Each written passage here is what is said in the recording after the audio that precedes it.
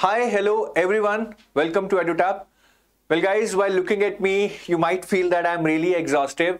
And yes, I am today because I had a lot of classes और मेरा भी workshop भी था. So right now it's 8:20 and I'm recording this video which shall go live 9 PM today. तो एक बार के लिए मैं सोच रहा था कि आज का वीडियो नहीं डालते हैं, but then no. I mean for our students we have to get up and deliver. और ये वीडियो मैं आपके लिए बना रहा हूँ. I hope आपको अच्छा लगेगा.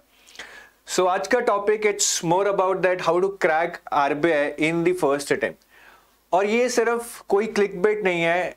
Many people actually think about this but in form of that can I crack RBI in first attempt. Very less people actually think about in terms of that how to crack it, क्योंकि कुछ लोगों ने first attempt में clear किया है. तो या तो हम सोच लें कि भैया वो बहुत अलग है, एक्सेप्शनल है, बट ऐसा कुछ नहीं है. If you really analyse it you will find that they have done some things right, जिसकी वजह से वो क्लियर कर पाए हैं फर्स्ट अटेम्प्ट में. या फिर कुछ ऐसे लोग हैं जो फर्स्ट या सेकंड अटेम्प्ट में नहीं कर पाए but they were able to do that in the third attempt. तो उन्होंने क्या मिस्टेक्स की हैं हम उनसे लर्न कर सकते हैं. So while thinking all about this, मैं आज सुबह इसके बारे में सोच रहा था. I made some notes that I want to share with you. तो इस वीडियो में आपको ये अच्छे से पता लगेगा that what are the things you require to actually crack RBI grade B in your first attempt. अब वो क्रैक हो ना हो that's a separate thing, but the point is that you should be preparing to that level that you are ready to give your best shot. अब आप top 200 में नहीं आते लेकिन टॉप 400 में आ जाते हैं. For me it is also like cracking RBI in the first attempt. अब बहुत क्लोज है, फर्स्ट में नहीं तो सेकंड में कर लेंगे. अब आगे चलते हैं. ये बताने से पहले कि क्यों या कैसे हम फर्स्ट अटेम्प्ट में क्लियर कर सकते हैं, I would like to ask you that you might have seen some deserving people, those who are not able to clear in the first attempt. What could be the reason for them कि वो first attempt में clear नहीं कर पाते हैं? क्या आपने कभी सोचा है या किसी को देखकर एनालाइज किया है? अगर ऐसा है तो मुझे कमेंट सेक्शन में जरूर कमेंट करके बताएं. I will wait for your comments. तो रीजंस वैसे बहुत सारे हो सकते हैं. I mean it can be anything like कोई पर्सनल प्रॉब्लम आ गया, बट हम इसको छोड़ देते हैं. किसी को कोई पर्सनल प्रॉब्लम आ गया जिसकी वजह से वो पढ़ नहीं पड़ा. But I think the two main reasons, assuming that everything is going right, but still they are not able to clear this exam. First is lack of clarity. This is one of the main reasons where I see a lot of people who are deserving, who can crack this exam, but they are not able to because they don't have clarity. 10 exam के साथ ये exam भी दे रहे हैं. UPSC main M है, लेकिन RBI को भी 1 घंटा पढ़कर क्लियर करने की कोशिश कर रहे हैं. क्लैरिटी नहीं है, जिसकी वजह से कहीं ना कहीं रिजल्ट नहीं आ रहा है. एंड आई थिंक उससे भी बड़ा रीजन, कई बार क्लैरिटी भी होती है, हम एफर्ट भी डाल रहे हैं, but still we are not able to clear the exam in the first attempt, is because of मतलब एक डायरेक्टेड स्ट्रैटेजी या डायरेक्टेड प्रिपरेशन आप बोल लीजिए या स्ट्रैटेजी बोल लीजिए, नहीं है. ये नहीं है. लैक ऑफ स्ट्रैटेजी बोल लीजिए, लैक ऑफ डायरेक्टेड प्रिपरेशन बोल लीजिए, जो भी आप कहना चाहें. मतलब ये दो चीजें I would say are the main things which actually help you to clear the exam. और इनको अगर मैं एक पिरामिड में बनाऊं, so inner qualities is more about your psychological thing like lack of clarity. इसमें और भी कुछ चीजें हैं जिनके बारे में बात करूंगा. And then there are strategy related things which are mainly about your analysis of PYQ and syllabus, your timetable and understanding of orientation to study all the subjects, again part of strategy, your revision strategy, your strategy to attempt MCQs and mocks. तो ये कुछ चीजें हैं. and in this pyramid I feel that the things which are at the lower part of your pyramid are the most important. मतलब अगर inner quality सही नहीं है, जितना मर्जी पढ़ लो, जितना मर्जी मेहनत कर लो, वो रिजल्ट नहीं आने वाला है. So इस order of importance में ये pyramid जा रहा है. These are some of the things which I really want you to look upon, जो मैं आपको समझा रहा हूं. और इस तरीके से तैयारी करेंगे तो कहीं ना कहीं रिजल्ट के बहुत पास पहुंच जाएंगे. So when I talk about inner qualities, मेरे दिमाग में सिर्फ 3 इनर क्वालिटीज आती हैं which I think are the most important. मैं इसके बारे में पहले भी बहुत बार बात कर चुका हूं. I will talk about them again. The first one is intent. कि आपके अंदर एक पैशन कितना है, एक डिजायर कितना है, एक एक वर्केबल एक्शन आप कितना कर रहे हैं किसी चीज को पाने के लिए। बहुत सारे एग्जांपल्स हैं, मैं देखता हूं हमारे काफी स्टूडेंट्स हैं, those who have left their jobs just to pursue their dream of RBI. मैं बहुत सारे वर्किंग वुमेन को देखता हूं जो अपने बच्चों को किसी के पास छोड़कर कहीं लाइब्रेरी में रात तक पढ़ने जाती हैं just to realise their dream and they are working also. मैं बहुत सारे लोगों को ऐसे जानता हूं, one of my student was having pain, she was not having tablets just to make sure that she will not feel sleepy because tablets के बाद sleepy feel करते हैं, so pain के बावजूद भी वो tablets नहीं ले रही थी because she wanted to study। तो ऐसे बहुत सारे instances मैं देखता हूं where people are focusing, they are actually sacrificing a lot और वहां से उनका intent पता चलता है। और जब तक ये नहीं होगा ना कुछ नहीं होगा। And second thing is consistency. And all these things are related, trust me, all these things are related. If you will have intent, you will find consistency in your preparation. And when I talk about consistency, I always say that consistency का मतलब ये नहीं है कि वो 6 घंटे पढ़ रहा है तो मुझे भी डेली 6 घंटे पढ़ने, नहीं। Consistency means whatever hours you want to spend, you have to be consistent with that. आपको 2 घंटे लेने हैं भैया, आप 2 घंटे पढ़ लो, 4 घंटे लेने हैं 4 घंटे पढ़ लो, 6 घंटे लेने हैं 6 घंटे पढ़ लो। Even with 2-3 hours of study, you can be able to complete the syllabus of the exam, the amount of time you have left in the exam, if we take into account that. और consistency का मतलब ये भी नहीं है कि एक भी दिन छोड़ना नहीं है। अगर आप 4 दिन छोड़कर यार एक दिन ब्रेक लेना चाहते हैं तो ले लो, that is also consistency, but start on the 6th day again after the 5th day break. 2 दिन का कॉन्टिन्यूस ब्रेक नहीं लेना है या 3 दिन का कॉन्टिन्यूस ब्रेक नहीं लेना है, because when that happens the momentum breaks और फिर आपका मन करता है चल छोड़ यार अभी अगले हफ्ते ही करेंगे। ठीक है, सो कंसिस्टेंसी का मतलब ये बिल्कुल नहीं है कि आप अपने आप को जला दें, मिटा दें। कंसिस्टेंसी इज ऑल अबाउट के कंसिस्टेंस एफर्ट डालना है, जो 2 घंटे 4 घंटे जो भी हो सकता है, और मुझे बीच में ब्रेक चाहिए तो मैं ब्रेक भी लूंगा, लेकिन मैं लंबा ब्रेक नहीं लूंगा। और तीसरी चीज या ऐसी चीज जो मुझे लगता है इन दोनों चीजों से आती है, जो मैंने पहले बात की थी, वो है clarity. Why do you want to do this job? You want to prepare for this job in the first place. There has to be a certain aim.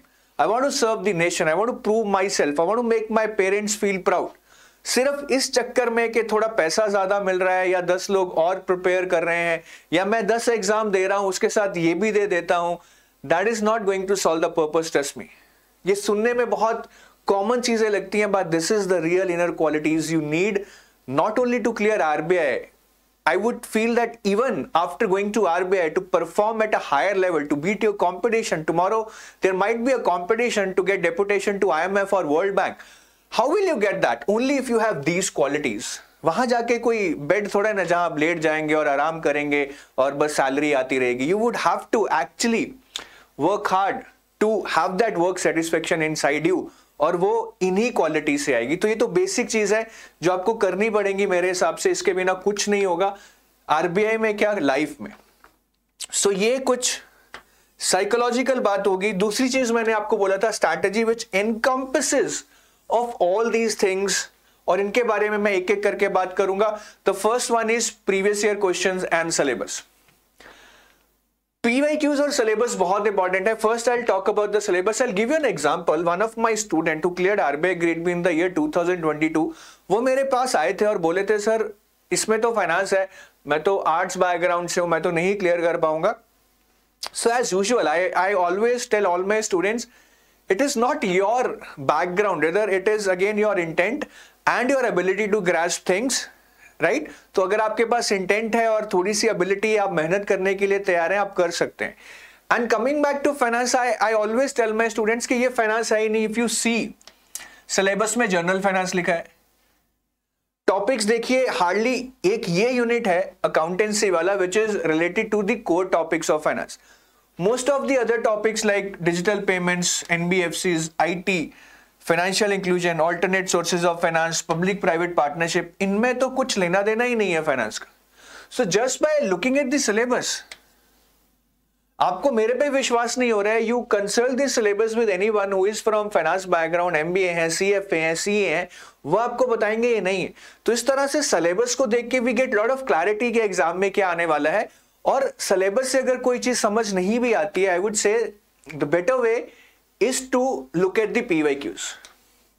Because by looking at this syllabus or any syllabus for ESI or anything, you will not get any clarity कि इनमें से कैसे questions आएंगे, whether कौन से chapter important है, कौन से चैप्टर इंपॉर्टेंट नहीं है, whether there would be anything which would be asked out of syllabus. वो इस सिलेबस को देख के नहीं पता चलेगा. वो कैसे पता चलेगा? By analyzing the PYQs. PYQs and syllabus are two most potent things in your preparation. They are like God's hand. God का, भगवान का आशीर्वाद है आपके सर के ऊपर कि आप ये दो चीजें अगर समझ गए ना, you are, I mean, 50-60% already ready to have a directed preparation for your exam. और इसको करना कुछ मुश्किल नहीं है. सिलेबस को बार बार गो थ्रू करें, जो भी सोर्स पढ़ रहे हैं उसके सिलेबस को मैप करें, find out the relevancy, what you are reading by matching it with PYQs. Whenever you start any chapter, go through the PYQs of that chapter. और अगर कोई component आसान है, quant reasoning, for which you can understand the questions from all the chapters, तो पूरे chapters के questions को इकट्ठे देखिए, level देखिए, type of questions देखिए. एक बार समझ आ गया कि एग्जाम में क्या आता है, then your preparation will become very easy. You will be able to grasp things as per the needs of the exam, जो कि 90% लोग नहीं कर पाते हैं. ये बहुत इंपॉर्टेंट फैक्टर है. तो PYQs को हमेशा चैप्टर शुरू करने से पहले देखिए, सिलेबस को बार बार मैप कीजिए, पढ़िए, याद कीजिए. You should be able to remember it by heart so that tomorrow I ask you कि इस बुक में इस चैप्टर का कोई रेलेवेंस है, you should be able to map it with the syllabus and tell me immediately कि इसका relevance है या नहीं है. सो ये चीज आपको जरूर करनी है. Next is strategy. हम इसको टाइम टेबल भी बोल सकते हैं, ओरिएंटेशन भी बोल सकते हैं, कुछ भी कह लीजिए. स्ट्रैटेजी इज, आई वुड से, it encompasses of all the things even. ठीक है, तो मैं यहां पे इसको टाइम टेबल और ओरिएंटेशन बोल लेता हूं अभी, कि मुझे क्या टाइम टेबल बनाना है, कैसी ओरिएंटेशन रखनी है सब्जेक्ट्स को पढ़ने की. तो ये एक टाइम टेबल है जो मैं बहुत बार प्रपोज कर चुका हूं. आप बोलेंगे सर आप यही टाइम टेबल बार बार लेके आते हैं. टाइम टेबल तो एक ही रहेगा, चाहिए तो आपका इंटेंट इसको फॉलो करने के लिए. तो ये टाइम टेबल कोई बहुत मुश्किल नहीं है. Even if you start today, within 6 months you shall be able to complete the entire syllabus. I am just asking you to study 4 hours from Monday to Saturday, और बाकी आप अपना revision के लिए रखिए, कोई दिक्कत नहीं है संडे को. तो 5 weeks, अगर हम 15 सितंबर भी स्टार्ट डेट रखते हैं, मैनेजमेंट रीजनिंग हम कर पाएंगे, मैनेजमेंट आंसर राइटिंग हमें करनी है. इसका डिटेल स्ट्रैटेजी क्या है मैं उसके लिए आपको बताऊंगा, आपको कहां से देखना है. Already discuss this time table in one another video. उसके बाद 30 दिसंबर तक 21 अक्टूबर से for 11 weeks we shall be focusing on finance and quant. These are the 2 most tough components I would say in your entire preparation. Finance answer writing करनी है और revision करनी है हमें. मैनेजमेंट की रिवीजन बहुत बहुत इंपॉर्टेंट है. Then 1st Jan to 28th Jan, the next 4 weeks, we have to do ESI, descriptive English. These 2 things can be done in 1 month, I feel, because ESI में 5-6 important chapters हैं, वो आपको समझ आ गए तो बाकी chapters is a cakewalk. ESI answer writing आपको इसी पार्ट में करनी है. I am constantly focusing on answer writing part along with your subjects. यहाँ मैनेजमेंट की, यहाँ फाइनेंस की, यहाँ ESI की. That is very very important. और फिर हम करंट अफेयर्स शुरू करेंगे 1 Feb से. मेनी पीपल माइट थिंक के करंट अफेयर्स बहुत लेट शुरू कर रहे हैं, मैं आपको अभी उसका रीजन बताऊंगा आगे जाके. तो ये एक ओवरऑल प्लान है. ठीक है, अब इस प्लान को कैसे एग्जैक्टली स्ट्रैटेजी वाइज फॉलो करना है, मैनेजमेंट को कैसे पढ़ना है, फाइनेंस को कैसे पढ़ना है, उसके लिए देयर इज अ वीडियो. मैंने एक 7 months का स्टडी प्लान बनाया था ऑन आवर यूट्यूब चैनल. आप इस टाइटल से सर्च कीजिए, ठीक है, आपको ये वीडियो हमारे सर्च में आ जाएगा. And you listen to the entire video in which we have told the perfect strategy for each subject, orientation for each subject. और ये टाइम टेबल में आप देखेंगे बहुत अच्छे से हमने ब्लॉक्स में डिवाइड किया है चीजों को. अगर आप इस तरह का टाइम टेबल फॉलो करते हैं, so that will actually help you to cover everything in a limited time. आपका phase 1 phase 2 इकट्ठे हो रहा है. लिमिटेड चीजों पे फोकस करके you are being more productive. So that is the kind of time table you need to prepare in your first attempt. ज्यादातर लोग यही लॉस्ट हो जाते हैं. दे आर नॉट क्लियर कि यार पहले क्या पढ़ना है, बाद में क्या पढ़ना है, एट ए टाइम कितने सब्जेक्ट्स पढ़ने हैं. So if you have a proper time table you will get all that clarity. तो आप वो इस टाइम टेबल को देखिए और इस वीडियो को जरूर सुनिए you will get all that clarity. उसके अलावा मैं कुछ टिप्स आपको देना चाहूंगा। जर्नली ये चीजें कोई बताता नहीं है या बहुत कम इनको डिस्कस किया जाता है, तो इनके बारे में मैं जल्दी जल्दी बता देता हूं आपको। मेरे दिमाग में अभी क्या है जो मैंने अपनी प्रीवियस डिस्कशंस को सोचकर निकाला है कि the key to success in clearing your first attempt, first point is starting at right time. Starting at right time, this is very very important. And that right time is not about कि हम जल्दी जल्दी syllabus cover कर लेंगे, हम answer writing के कुछ 5-7 questions practice कर लेंगे, हम सिर्फ 2 महीने के करंट अफेयर्स कर लेंगे। I am not asking you to just do that part and start at the right time. When I am asking you to start at right time, I want you to cover everything comprehensively, do your revision comprehensively, attempt lot of questions, mock test. उसके लिए हमें time चाहिए। सो मेरे हिसाब से इसके लिए आपको कम से कम 6 महीने चाहिए। कम से कम लगा लो या ज्यादा से ज्यादा लगा लो, मतलब this is the right duration कि आप 6 मंथ्स इस पे आरबीआई प्रिपरेशन पे इन्वेस्ट करें, so that you are fully prepared. अगर फुली प्रिपेयर्ड होंगे, अच्छा करेंगे, so the chances would be better. Half prepared होंगे तो ज्यादा चीजें लक पर चलेंगी। तो अभी I think it's a very right time. 6 महीने हमारे पास मिनिमम है। आई एम एज्यूमिंग कि एग्जाम तो अगले साल जून में होगा ड्यू टू इलेक्शंस, बट पहले भी हो सकता है। बट अगर फेब मार्च में भी नोटिफिकेशन आता है, वी हैव 6 मंथ्स टाइम कि हम अभी स्टार्ट कर we are able to prepare. तो ये बहुत जरूरी है। हम दिसंबर जनवरी में शुरू करेंगे, शायद हम थोड़ा सिलेबस कर लें, थोड़े चैप्टर्स छोड़ दें, पर हम अच्छे से रिवाइज नहीं कर पाएंगे, अच्छे से उसको अप्लाई नहीं कर पाएंगे through mock test. The second point is again with respect to timing. Timing is everything in this world. Current affairs का राइट टाइम क्या है? अभी बहुत सारे लोग करंट अफेयर्स पे लगे हैं बिकॉज इतना फियर हो गया है करंट अफेयर्स का कि आरबीआई ग्रेड बी में करंट अफेयर्स बहुत मुश्किल है बिकॉज बहुत इन डेप्थ पूछते हैं, they are very vast. But this is not the right time to start the current affairs because if you analyse the previous year papers, normally मतलब 5 months of current affairs are sufficient for phase 1 and around 6 to 7 months, maximum 7 months for phase 2। 6 महीने ही लगा के चलिए आप। तो अगर आप दिसंबर में भी शुरू करते हैं, दिसंबर, जनवरी, फरवरी, मार्च, अप्रैल, पेपर अप्रैल में है, सपोज अगर फेब में नोटिफिकेशन आता है तब भी पेपर अप्रैल में होगा जल्दी से जल्दी। तो अगर आप दिसंबर से भी शुरू करते हैं, you will be able to cover this 5 months of current affairs for phase 1। और अगर पेपर लेट है तो आपको फिर तो जैन फेब में शुरू करना चाहिए। If you are already reading current affairs for June, July, August, September, ठीक है, थोड़ी सी आदत पड़ जाएगी, but the time you are spending there at the cost of not covering your static part, that can cost you dearly. तो CA का एक राइट टाइम है, उसको समझो। और ये राइट टाइम इस कॉन्टेक्स्ट में भी है कि आपको स्टैटिक पार्ट भी करना है, आपको आंसर राइटिंग भी करनी है, बहुत सारी चीजें करनी है आपको।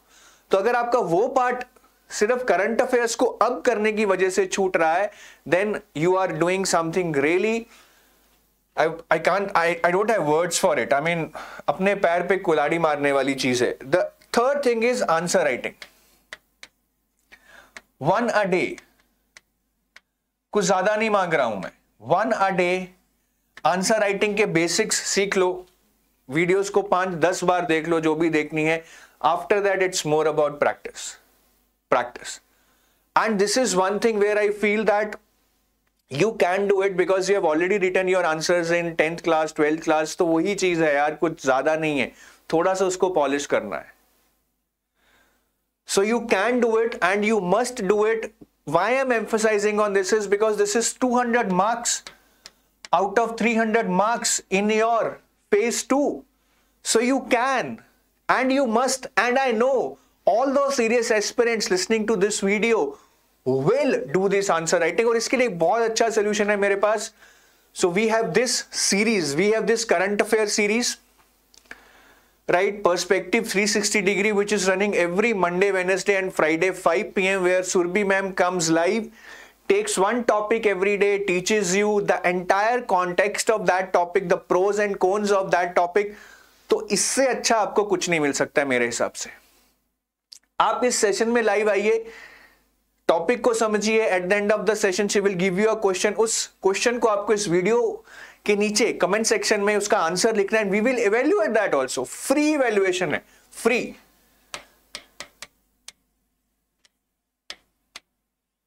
कोई नहीं दे रहा है आपको, ये कोई नहीं कर रहा है आपके लिए। We are doing this free evaluation. अब जो भी आंसर इस वीडियो के कमेंट सेक्शन में टाइप करके पेस्ट करेंगे, we will evaluate for you free. पूरा अच्छा इवैल्यूएशन होगा। विश्वास नहीं होता है तो इन वीडियोस के नीचे जाके देख लेना, कमेंट सेक्शन में हमने काफी आंसर्स के पोस्ट कर दिए हैं रिप्लाई, कुछ आंसर्स बाकी हैं उनके भी कर रहे हैं, but you will surely get evaluation for your answers every Monday, Wednesday, Friday 5 PM। Note down in your copies. ये तीसरा पॉइंट हो गया। Fourth one is also related to your answer writing और योर इंटेलेक्चुअलनेस। Read editorials. जितना मर्जी strategy बना लो, जितनी मर्जी किताबें पढ़ लो, जब तक ये नहीं करोगे, because your exam is descriptive, lot of current affairs questions are asked in that. Your interview is totally based on your intellectual level, which is only gained by reading lot of editorials. इसको पढ़ो, आज ही पढ़ो, लाइमेंट पढ़ो, हिंदू पढ़ो, विवेक call के आप editorials पढ़िए। Wow, just wow, विवेक call, लाइमेंट। शुरू तो करो, कुछ तो करो भाई। नेक्स्ट इज भैया कुछ बुक्स पढ़ो, which is also in relation to editorials.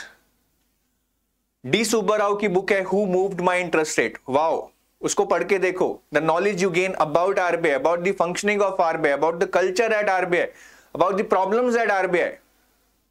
Raghuram Rajan sir की बुक पढ़ी, I do what I do. YV Reddy की बुक है एडवाइस एंड डिसेंट। नाम याद ना आ रहे हो तो वीडियो को रिवाइंड करके दोबारा सुन लीजिए जो मैं कह रहा हूं। पढ़ो, क्या होगा, इंटेलेक्चुअल लेवल बढ़ेगा, इंटरव्यू में ज्यादा नंबर आएंगे, आंसर राइटिंग में ज्यादा नंबर आएंगे। ये कोई सिखा नहीं सकता है, इसकी यही ट्रिक है that you have to follow. Next is sources. Limited plus relevant. Limited plus relevant. Limited मतलब कि यार एक चीज की एक ही सोर्स पकड़ो, मल्टीपल नहीं पकड़ना है।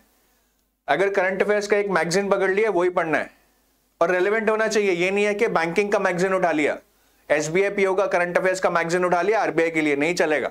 Both exams have different needs.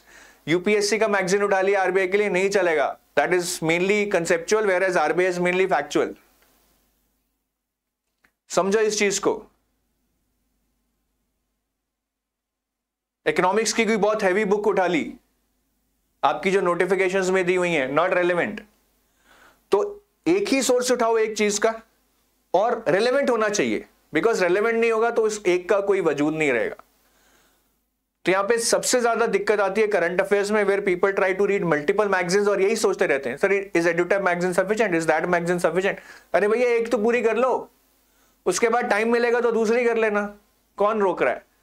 The idea is to first reach that level where you are 90% ready, फिर बाकी 10% में जो रायता फैलाना फैलाओ, कोई नहीं पूछने वाला आपको। And the seventh one is sequence, which is very, very important. And when I talk about sequence, I am talking about sequence from multiple angles.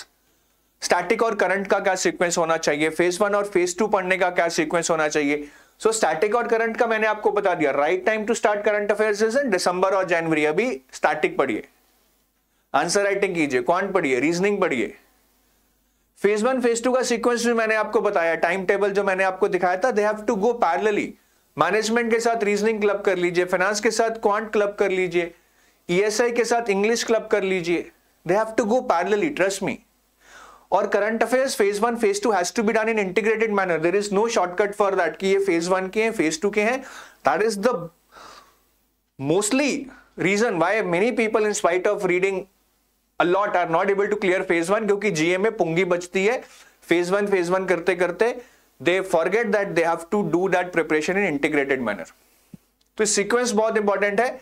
Static पहले, करंट बाद में, फेज 1 फेज 2 साथ में, और मेरे हिसाब से जो मैंने बताया this is the right sequence. Management, reasoning, finance, quant, ESI, English, जहां पे आप डिस्क्रिप्टिव इंग्लिश भी कर लीजिए साथ में, और फिर current affairs. And this sequence is all the more important because till the time you don't understand the concepts of ESI and finance, you will not be able to understand the current affairs also. और साथ में answer writing जरूर करो मेरे भाई, ये मैं बार बार बता रहा हूं। ये आंसर राइटिंग फाइनेंस की, मैनेजमेंट की, ईएसआई की, जैसे जैसे यू आर रीडिंग सब्जेक्ट्स। सो ये कुछ बेसिक चीजें हैं जो आपको पता है बट भूल जाते हैं या पता नहीं है तो भैया लिख लो, but this is the main orientation I want from your side while covering that time table जो मैंने अभी आपको दिखाया है. Everything is in sync. अगर आप ये पॉइंट समझेंगे और ये टाइम टेबल फॉलो करेंगे, everything will fall in sync for sure.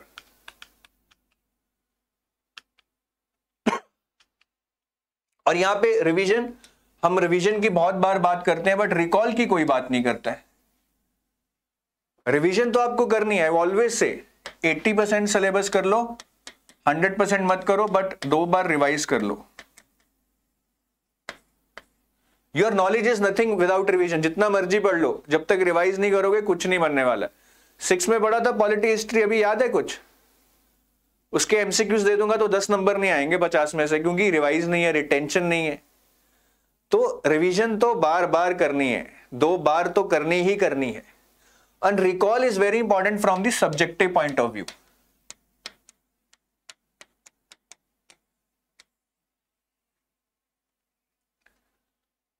Descriptive answer जब हम लिखते हैं, there are no hints, there are no options, we just have to recall what we have read. और वो रिकॉल कैसे होता है? अगर हमारे दिमाग में there is a form of a mind map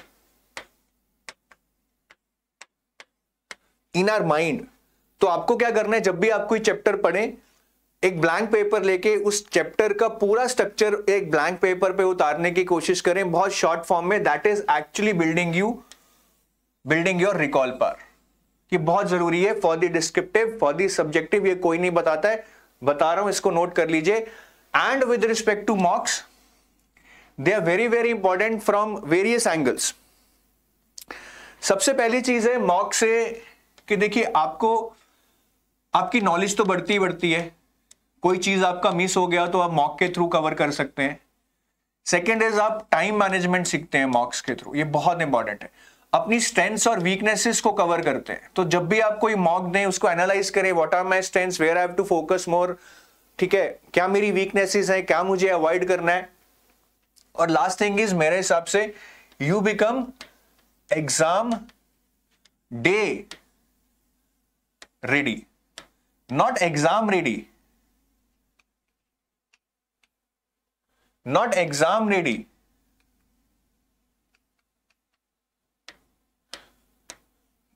not exam ready. Exam ready आप पढ़कर बन रहे हैं, बट एग्जाम डे रेडी आप बन रहे हैं when you actually solve lot of मॉक्स. Because exam day पे आपको होने वाली है एंग्जाइटी, टाइम प्रेशर. आपको बहुत सारी इंट्यूशंस पे जाना पड़ेगा, आपने बहुत सारे थंब रूल्स यूज करने पड़ेंगे, और उसकी प्रैक्टिस आपको पहले मॉक्स देके देनी पड़ेगी. सो मॉक्स आपको एग्जाम डे रेडी बनाते हैं, जो आप पढ़ रहे हैं वो आपको एग्जाम रेडी बनाते हैं. There is a difference. तो ये सारी चीजें इस ऑर्डर में चलाएंगे, तभी जाके कंप्लीट प्रिपरेशन होगी. और ये सारी चीजें साथ साथ चलेंगी. एक भी पहिया अगर थोड़ा सा हल्का पड़ गया, it will cost you on your journey, that is for sure. तो ये सारी चीजें समझ लो, ठीक है. और जाते जाते बताना चाहूंगा, हमारी ये गाइड बुक है for RBI grade B, which you can download and you can get all the information about RBI exam and about RBI as an organization from this guidebook. इसका लिंक वीडियो के description में है, बिल्कुल free है, download कीजिए. इसमें आपको previous year papers भी मिलेंगे, आपको फ्री ऑनलाइन रिसोर्सेज की लिस्ट मिलेगी, बुक्स की लिस्ट मिलेगी, और आपको डिटेल्ड सिलेबस मिलेगा जो कि नोटिफिकेशन में भी अवेलेबल नहीं है. And these are our courses for RBI Grade B. For those who want to do comprehensive preparation for phase 1 and phase 2, we have a gold pack. ठीक है, इसमें phase 1, phase 2 इंटरव्यू मिलेगा. For those who only want to mainly prepare for phase 2, there is a silver pack. यहाँ पे आपको phase 2 interview का full मिलेगा, full material मिलेगा, फुल गाइडेंस मिलेगा. phase 1 में you get current affairs for phase 1, quant reasoning English और full length mock test नहीं मिलेंगे. And in case you want to download some free sample material, there is a link in the description of this video. उस पे click कर you can download some of a free material. उसको देखिए, quality देखिए, comprehensiveness देखिए, and build that trust, right, if you are able to build that. So that is all from my side. I take your leave.